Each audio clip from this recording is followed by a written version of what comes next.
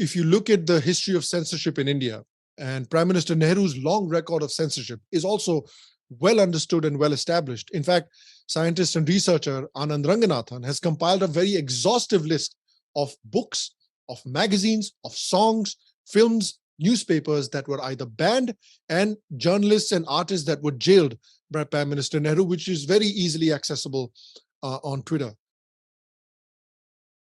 This created, if you think about it, an atmosphere of fear where basically the government had a stranglehold on information. You either comply and you toe the government line, or you go to jail, or you fade into complete and utter obscurity.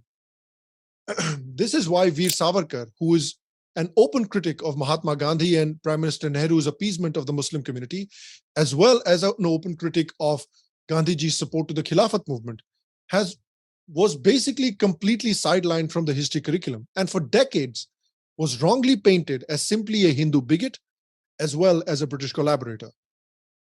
And there are more examples as well. If you look at the iconic trio of Lal Bal Pal, which was Lala Lajpat Rai, Bal Gangadhar Tilak, and Bipin Chandra Pal, these people were called extremists in our history textbook. They were called extremists simply for demanding Purna Swaraj, or complete independence.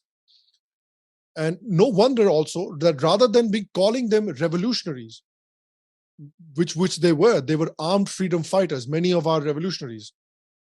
Another prominent historian, Bipin Chandra, in India's struggle for independence, regarded Bhagat Singh and his ilk as, quote, revolutionary terrorists. In modern India, Professor Sumit Sarkar, another eminent historian, uses the term, quote, terrorists, or, quote, Bengal terrorists for Khudiram Bose and Prafulla Chaki.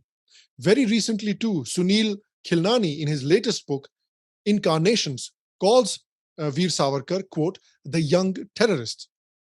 So think about how history has been presented to us, and how even our own revolutionaries who fought for the freedom of India have been painted as extremists and as terrorists for simply demanding Purna Swaraj, or complete independence for India.